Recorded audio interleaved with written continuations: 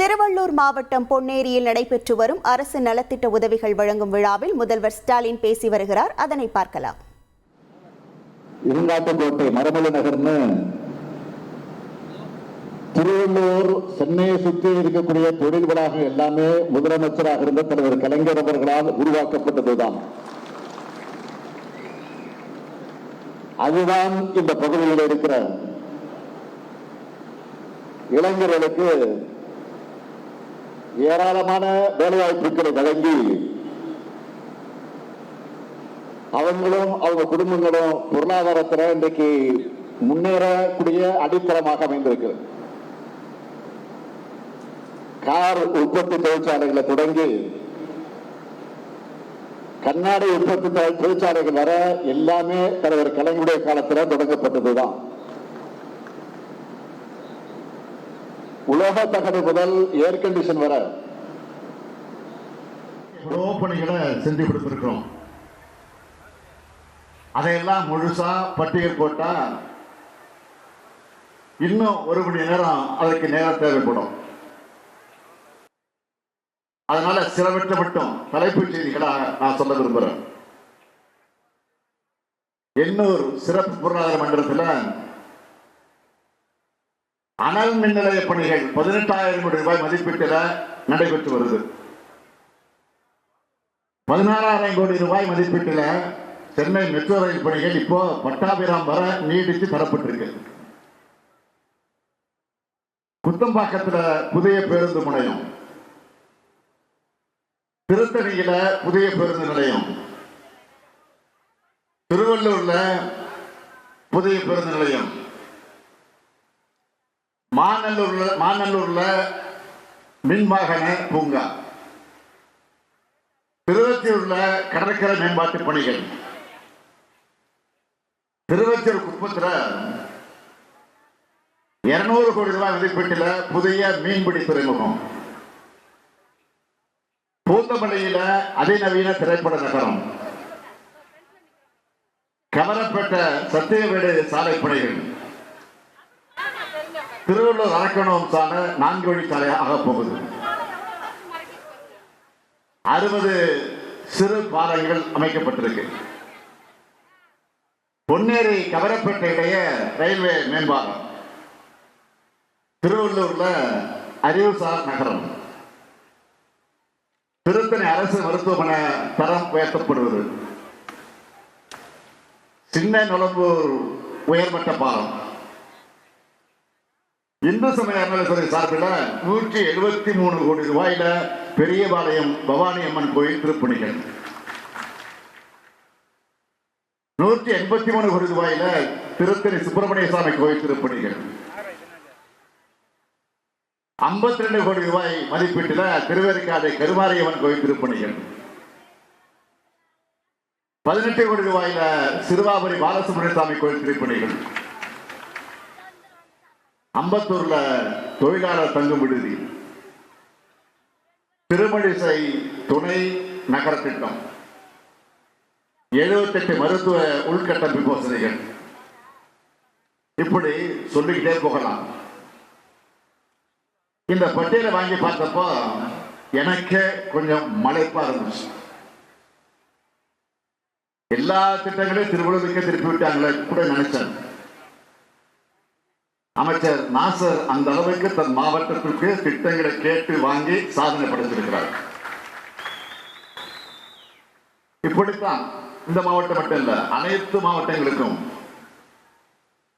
பல திட்டங்களை இந்த திராவிட மாடல் ஆட்சியில தொடர்ந்து நாம வழங்கிட்டு வரோம். ஏற்கனவே இருந்த அதிமுகவுடைய 2 ஆட்சி காலத்துல 10 ஆண்டு காலமாக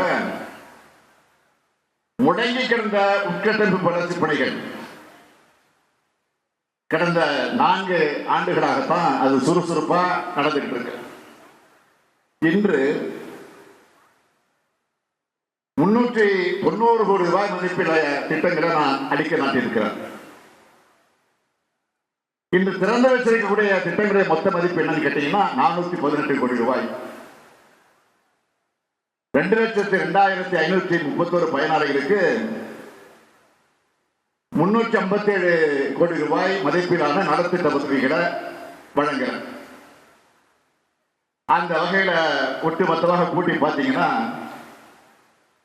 1166 கோடி ரூபாய் மதிப்பிலான விழாவா இது நடைபெற்று. இந்த விழாவில் எனக்கு மிகுந்த மகிழ்ச்சி தரது என்ன தெரியுமா? பல ஆண்டுகளா இருந்த பிரச்சனை அது தீர்த்து அதிகமான அளவு இன்றைக்கு மக்கள் பயன்பெறக்கூடிய வகையில பட்டா வழங்குறது தான் எனக்கு மிகுந்த மகிழ்ச்சி. எவ்வளவு பேருக்கு இன்னைக்கு வழங்க போறோம் தெரியுமா? இந்த மாவட்டத்தை பொறுத்த வரைக்கும் 63,124 பேருக்கு பட்டா வழங்க போறோம். நான் கலந்து கொண்ட நிகழ்ச்சிகளே இந்த அளவுக்கு பட்டா வழங்குறது இந்த நிகழ்ச்சியில் தான் இவ்வளவு அதிகம். இதுக்காக பாடுபட்டு இருக்கக்கூடிய வருவாய்த்துறை, மாவட்ட நிர்வாகம் அனைவருக்கும் என்னுடைய ஸ்பெஷல் பாராட்டுக்கள், என்னுடைய ஸ்பெஷல் வாழ்த்துக்கள்.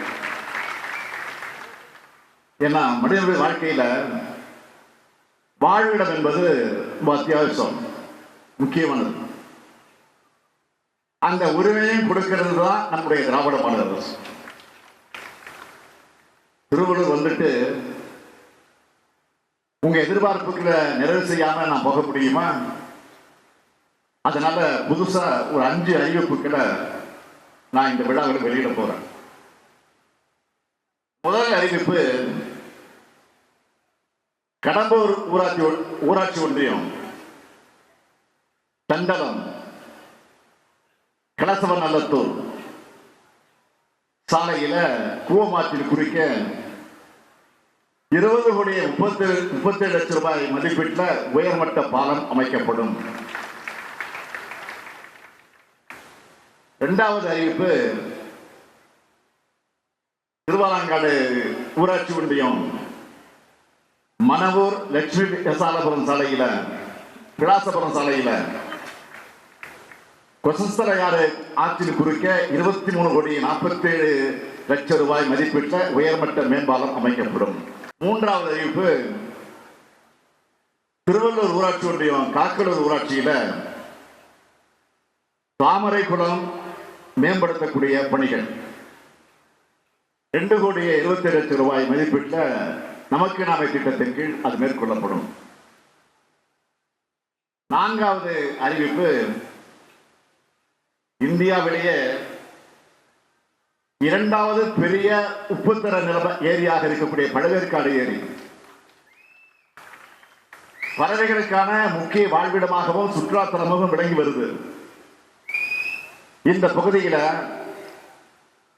சூழலியல் சுற்றுலா வசதிகள் ஏற்படுத்தப்படும். மேலும் அங்கு இருக்கக்கூடிய வைரவன் குப்பம் மீனவ கிராமத்தில் மீனவர்களை பயன்பாட்டிற்காக வலை பின்னும் கூடம் அமைத்து தரப்படும். இறுதியா மிக முக்கியமான 5வது அறிவிப்பு, வாகன போக்குவரத்து அதிகமாக இருக்கக்கூடிய திருமழி ஊத்துக்கோட்டை சாலை 51 கோடி ரூபாய் மதிப்பிட்ட அகலப்படுத்தி மேம்படுத்தப்படும். இப்படி நம்ம அரசோட அக்கறையான நிர்வாகத்தால அனைத்து துறையும் இன்னைக்கு வளர்ந்துகிட்டு வருது. அனைத்து தரப்பு மக்களும் வளர்றாங்க. அதனாலதான் தமிழ்நாடு அனைத்து வகையிலும் வளர்ச்சி அடையுது. தமிழ்நாடு அரசு செயல்படுத்தி கொண்டிருக்கக்கூடிய திட்டங்களால தமிழ்நாட்டில் மாபெரும் சமூக புரட்சி நடைபெற்று வருது. நீங்க பாக்குறீங்க, மகளிருக்கு வழங்குற 1000 ரூபாய் உரிமை தொகை, பெண்களுடைய பொருளாதார சுதந்திரம் இன்னைக்கு அவங்களுக்கு அளிச்சு அவங்க தன்னம்பிக்கையை உயர்த்தி இருக்கு. நீங்க என்ன சொல்றாங்க, அந்த பஸ்ஸை பார்த்து ஸ்டாலின் பஸ்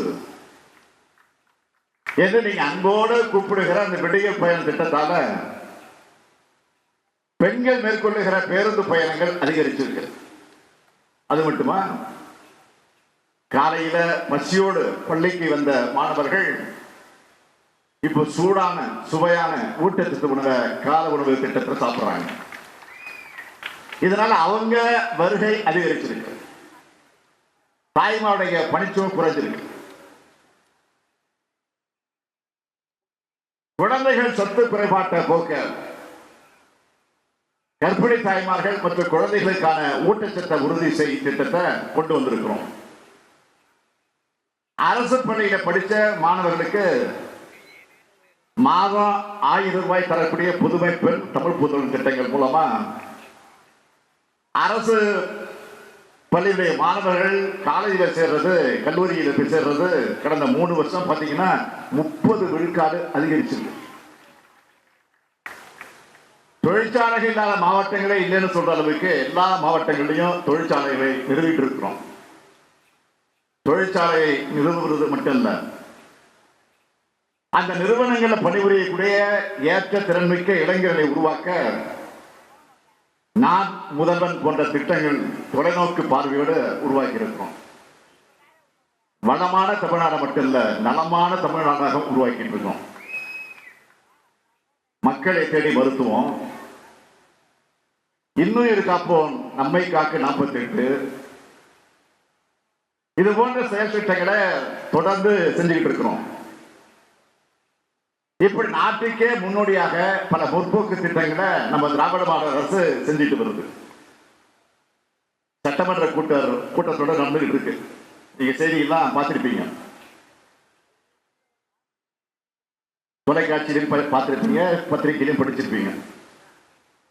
விளிம்பு நிலை மக்களுக்கு நம்ம அரசு அதிகாரம் வழங்குது. என்ன? தமிழ்நாட்டில் இருக்கக்கூடிய எல்லா உள்ளாட்சி அமைப்புகளையும் மாற்றுத்திறனாளிகள் தேர்தலிலே போட்டியிடலாம். உள்ளாட்சி தேர்தலில் நேரடியா உறுப்பினராக ஒரு சட்டத்தை அறிமுகப்படுத்தியிருக்கேன்.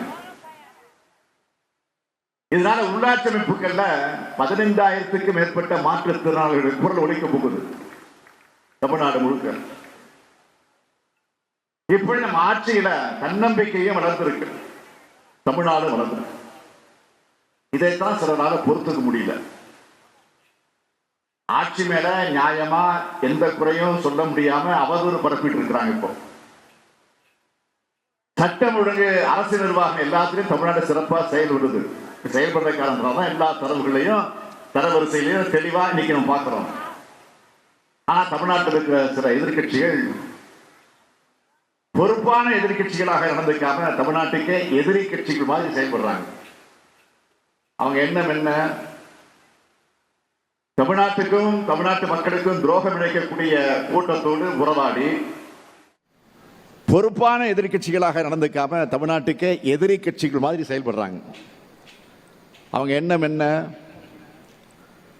தமிழ்நாட்டுக்கும் தமிழ்நாட்டு மக்களுக்கும் துரோகம் இழைக்கக்கூடிய கூட்டத்தோடு உறவாடி தமிழ்நாட்டை அடகு வைக்கணும். இதுதான் அந்த சந்தர்ப்பவாதிகளோட ஒரே எண்ணமா இருக்கு. திமுகவை பொறுத்த வரைக்கும் நீட் தேர்வை எதிர்க்கிறதா இருந்தாலும், மும்மொழி திட்டத்தை நிராகரிக்கிறதா இருந்தாலும், வக்திருத்த சட்டத்தை எதிர்க்கிறதா இருந்தாலும், தொகுதி மறுசீரமைப்புக்கு எதிராக பாதிப்படையக்கூடிய மாநிலங்களை ஒன்று திரட்டுறதா இருந்தாலும், நாம தான் இந்திய அளவில் வலுவா ஓங்கி குரல் கொடுத்துட்டு இருக்கிறோம். மாநில உரிமையுடைய அகில இந்திய முகமா திமுக தான் இருக்கு. சமீபத்தில் சென்னை வந்திருந்த ஒன்றிய உள்துறை அமைச்சர் அமித்ஷா அவர்கள் நாம கேட்பதற்கெல்லாம் பதில் சொல்லாம திசை திருப்புவதற்காக இதையெல்லாம் நாம் பேசிக் கொண்டிருக்கிறோம் என்று பேசினார். அதாவது நாம திசை திருப்புறோமா இதெல்லாம் பேசி அப்படின்னு யார் சொல்றா? ஒன்றியத்திலிருந்து வந்த உள்துறை அமைச்சர் அமித்ஷா அவர்கள் சொல்லிட்டு போயிருக்காரு. நான் சொல்ல விரும்புறது, இந்தியாவில் இருக்கக்கூடிய எல்லா மாநிலங்களுக்கும் சேர்த்து தான் தமிழ்நாடு போராடுது. மாநில உரிமையை கேட்கிறது தப்பா? நீங்க எதையும் செய்யாத காரணத்தினால்தானே ஆளுநர்களுக்கு எதிராக உச்சநீதிமன்றம் வரைக்கும் போய் நம்ம வரலாற்று சிறப்புமிக்க தீர்ப்பு பெற்றோம். திமுகவோட போர் என்னன்னு தமிழ்நாட்டு மக்களுக்கு மட்டும் இல்ல, இந்தியாவில் இருக்கக்கூடிய எல்லோருக்கும் தெரிஞ்சிருக்கப்போ இதான் திமுக போவர். உண்மை இப்படி இருக்க திசை மாறி சென்று கொண்டிருப்பவர்கள் திசை காட்டிகளாக இருக்கிற எங்களை பார்த்து திசை புலம்ப வேண்டாம். நான் கேட்பது, மாண்புமிகு ஒன்றிய உள்துறை அமைச்சர் அமித்ஷா அவர்களை, நீட் தேர்வில் விளக்கு தருவோம்னு உங்களால் சொல்ல முடியுமா? இந்திய திணிக்க மாட்டோம்னு உங்களால் உறுதியளிக்க முடியுமா? தமிழ்நாட்டுக்கு இவ்வளவு சிறப்பு நிதியை கொடுத்திருக்கிறோம்னு பட்டியல் போட முடியுமா? தொகுதி மறுசீரமைப்பால தமிழ்நாட்டோட பிரதிநிதித்துவம் குறையாதுன்னு வாக்குறுதி கொடுக்க முடியுமா? நாங்க செய்யறது திசை திருப்பல்னா இதுக்கெல்லாம் தெளிவான பதில தமிழ்நாட்டு மக்களுக்கு ஏன் நீங்க கொடுக்கல? அடுத்து கொஞ்ச நாளைக்கு முன்னாடி தமிழ்நாட்டுக்கு நம்முடைய மாண்புமிகு பிரதமர் அவர்கள் வந்தார்கள். ராமேஸ்வரத்துக்கு வந்தார்கள், ராமநாதபுரம் மாவட்டத்துக்கு வந்தார்கள், பாலத்தை திறந்து வைக்க வந்தார்கள். வரட்டும், அதை நாங்கள் விமர்சிக்க விரும்பல. ஆனா என்ன பேசிட்டு போனாருங்க? எவ்வளவு கொடுத்தாலும் இங்க அழுகுறாங்க, எவ்வளவு நிதி கொடுத்தாலும் நம்ம அழுகுறோமா அப்படின்னு பேசிட்டு போயிருக்காரு. நான் மிகுந்த அடக்கத்தோடு மரியாதையோடு மாண்புமிகு பிரதமருக்கு நினைவுபடுத்த விரும்புவது, ஒன்றிய அரசிடம் கையேந்தி நிற்க மாநிலங்கள் பிச்சைக்காரர்களான்னு யாரு? நீங்க கேட்டது, நீங்க சொன்னது. அதனால தான் நினைவுபடுத்துறேன். குஜராத் முதலமைச்சராக மோடி அவர்கள் இருந்தப்போ நீங்க பேசுனது என்ன? குஜராத் மாநிலத்தினுடைய முதலமைச்சர் வந்தப்போ ஆளுநர்கள் மூலமாக தனி ராஜாங்கம் பண்றாங்க. யாரு? மோடி பேசுறாரு. எப்போ? குஜராத் முதலமைச்சராக இருந்தப்போ. எதிர்கட்சி ஆளும் மாநிலங்களுக்கு ஒன்றிய அரசு நிதி வழங்குறதுல பாரபட்சம் காட்டுதுன்னு புகார் சொன்னார். யாரு? மோடி அவர்கள். இப்போ நாங்க கேட்டா மட்டும் அழுறாங்கன்னு சொல்றது எந்த வகையில் நியாயம்? நான் கேட்பது அழுகை அல்ல, அது தமிழ்நாட்டினுடைய உரிமை. நான் அழுது புலம்பரணும் இல்ல, ஊர்ந்து போய் யார் காலையும் விடறவனும் இல்ல. உறவுக்கு கை கொடுப்போம், உரிமைக்கு குரல் கொடுப்போம். யார் கத்துக் கொடுத்தா? நமக்கு யார் சொல்லிக் கொடுத்தா? நம்முடைய தலைவர் கலைஞர். அவருடைய வழித்தடத்தில் பயணிக்கிறவன் நான். அதுக்கு அடையாளம் தான் இந்தியாவில் எந்த மாநில அரசு செய்யாத வகையில் நீதியரசர் குரியன் ஜோசப் தலைமையில் அங்க அமைச்சிருக்கக்கூடிய மாநில சுயாட்சி குழு, எப்படி தலைவர் கலைஞர் அவர்கள் ஆகஸ்ட் 15 விடுதலை நாள் அன்று மாநில முதலமைச்சர்கள் தேசிய கொடியை ஏத்துகிற உரிமையை எல்லா மாநிலத்தினுடைய முதலமைச்சர்களுக்கு பெற்று தந்தாரோ, அந்த மாதிரி இந்த குழுவினுடைய மூலமாக அனைத்து மாநில நியாயமான உரிமைகளையும் நாங்கள் பெற்று தருவோம். மாநிலங்கள் சுயாட்சி பெற்றவையா இருந்தாதான் இங்க உங்களுக்கு, இங்க இருக்கக்கூடிய மக்களுக்கு தேவையானதை செய்ய முடியும். இதைத்தான் நான் சட்டமன்றத்தில் சொன்னேன். ஒரு தாய்க்கு தன் குழந்தைக்கு என்ன தேவைன்னு தெரியும். ஒரு தாய்க்கு தான் தெரியும் தன்னுடைய குழந்தைக்கு என்ன வேணும்னு. தன் குழந்தைக்கு என்ன கொடுக்கணும்னு எங்கேயோ டெல்லியில் இருக்கிறவங்க தீர்மானிச்சா அந்த தாய் பொங்கி எழுவாள் அப்படின்னு சட்டமன்றத்தில் நான் பதிவு பண்ணேன். ஒன்றிய பாஜக அரசு எல்லா வகையிலும் நமக்கு தடை ஏற்படுத்துறாங்க. எப்படியெல்லாம் தமிழ்நாட்டு வளர்ச்சிக்கு குடைச்சல் கொடுக்க முடியும்னு யோசிச்சு எல்லா அருவத்திலையும் அதை பண்ணிக்கிட்டு இருக்கிறாங்க. ஆனா இது எல்லாத்தையும் மீறி ஒன்றிய அரசே வெளியிடக்கூடிய எல்லா தரவரிசையும் எல்லா புள்ளி விவரங்களையும் நம்ம தமிழ்நாடு தான் முதன்மை இடத்தை மீண்டும் மீண்டும் பிடிச்சுக்கிட்டு இருக்கு. இதுக்கு காரணம் என்ன? நம்முடைய திறமையான நிர்வாகம். இத்தனை இடர்பாடுகளை நீங்க உருவாக்கும் போதே நாங்க இவ்வளவு சிறப்பா செயல்படுறோம்னா, எங்களை வஞ்சிக்காம தமிழ்நாட்டுக்கு நியாயமா கிடைக்க வேண்டிய நிதியை கொடுத்தா, எங்க உரிமைகளை தடையிடாம இருந்தா எங்களால் இன்னும் பல மடங்கு சிறப்பாக செயல்பட முடியும். நீங்க செய்யலன்னா, நீங்க ஏற்படுத்துகிற தடைகளை எல்லாம் ஒவ்வொன்றா சட்டபூர்வமா உடைச்செறிவோம். அது மட்டுமல்ல, தமிழ்நாட்டை எல்லா துறைகளில் நம்பர் 1 மாநிலமாக மாற்றுவதற்கு நாங்கள் உழைச்சு கொண்டே தான் இருப்போம். இதனாலதான் தமிழ்நாடு மட்டும் எப்படி தனித்துவமா இருக்கலாம்னு நீங்க நினைச்சு ஒன்றிய உள்துறை அமைச்சர் அமித்ஷா அவர்கள் சொல்றாரு, நாங்க 2026 நாங்க தான் ஆட்சி அமைப்போம் நாடாளுமன்றத்தில் பேசுறாரு. தமிழ்நாட்டுக்கு அதையே சொல்லிட்டு போயிருக்கிறாரு. நான் அவருக்கு சவாலா ஒன்னு சொல்லிக்க விரும்புறேன். டெல்லியின் ஆளுகைக்கு தமிழ்நாடு என்றைக்கும் அடிபணியாது. அப்படி ஒரு தனி குணம், ஒரு தனித்தன்மை கொண்டவங்க நாங்க. மற்ற மாநிலங்களில் போய் அங்க உள்ள கட்சிகளை உடைச்சு ரைடு மூலமா மிரட்டி ஆட்சி அமைக்கிற உங்க ஃபார்முலா எங்க தமிழ்நாட்டில் வேலைக்காகாது. நீங்க ஏமாற வேண்டாம். 2026 திராவிட மாடல் ஆட்சி தான். எங்க தமிழ்நாடு எப்பவுமே டெல்லிக்கு அவுட் ஆஃப் கண்ட்ரோல் தான். இங்க இருக்கக்கூடிய சிலரை மிரட்டி கூட்டணி வச்சுட்ட நீங்க ஜெயிக்க முடியுமா? உங்க பரிவாரங்கள் எல்லோரையும் சேர்த்துக்கிட்டு வாங்க, நீங்க ஒரு கை பார்ப்போம். நான் கேட்கிறது, தமிழர்களை எப்படியெல்லாம் நீங்க கொச்சைப்படுத்தினீங்க. அண்மையிலே கூட ஒன்றிய கல்வி அமைச்சர் தர்மேந்திர பிரதான் அவர்கள் தமிழர்களுடைய நாகரிகம் இல்லாதவங்கன்னு சொல்லிட்டு மன்னிப்பு கேட்டார. அதுக்கு முன்னாடி இன்னொரு ஒன்றிய அமைச்சர் தமிழர்கள் வெடிகுண்டு வைக்கிறவங்கன்னு சொல்லிட்டு மன்னிப்பு கேட்டார். நீங்க என்ன ஒடிசாவில் பேசுனீங்களா? பூரி ஜெகநாதர் கோயில் கருவூலச்சாவியை திருடி தமிழ்நாட்டில் வச்சிருக்காங்கன்னு நீங்களும் பிரதமரும் ஒடிசாவில் போய் பேசுனீங்க. தமிழ்நாட்டை சார்ந்த ஐஏஎஸ் அதிகாரி ஒருவர் ஒடிசா மாநிலத்துடைய முதலமைச்சருடன் இருக்கிறார் என்பதற்காக ஒரு தமிழர் ஒடிசாவை ஆளலாமா என்று கேட்டு பிரித்தாளும் சூழ்ச்சி நடத்தினீங்களா? அது மாதிரி இங்க செய்ய முடியாது.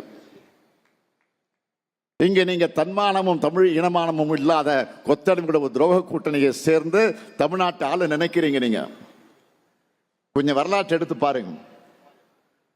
சுயமரியாதையும் மானம் வீரம் விவேகம் கூட நல்லெண்ணக்கு உள்ள மண் எங்கள் தமிழ் மண். ஆதிக்கத்தையும் ஆக்கிரமிப்பையும் எந்த காலத்திலும் அனுமதிக்காத மானமுள்ள மண் இந்த தமிழ் மண். தேர்தலுக்குள்ள அடுத்த ஓராண்டு நீங்க எப்படியெல்லாம் ஏவல் அமைப்புகளை வச்சு மிரட்டுவீங்கன்னு எங்களுக்கு தெரியும். ஏன் நாட்டு மக்களுக்கு நல்லாவே தெரியும். நாங்க இந்த உருட்டல் மிரட்டுக்கெல்லாம் அடிபணிகிற அடிமைகள் அல்ல. அமித்ஷா இல்ல, எந்த ஷாவா இருந்தாலும் சார் எங்களை ஆள முடியாது. இது தமிழ்நாடு. இந்த முத்துவேல் கருணாநிதி ஸ்டாலின் இருக்கும் வரை உங்க திட்டம் பலிக்காது. தமிழ்நாடு போராடும், தமிழ்நாடு வெல்லும். விடைபெறுகிறேன். நன்றி, வணக்கம். தமிழ்நாடு போராடும், தமிழ்நாடு வெல்லும். விடைபெறுகிறேன். நன்றி, வணக்கம். திருவள்ளூர் மாவட்டம் பொன்னேரியில் நடைபெற்று வரும் அரசு நலத்திட்ட உதவிகள் வழங்கும் விழாவில் முதல்வர் ஸ்டாலின் பேசினார். அந்த நேரடி காட்சிகளை நாம் பார்த்தோம். செய்திகளை உடனுக்குடன் தெரிந்து கொள்ள உடனே சப்ஸ்கிரைப் பண்ணுங்க.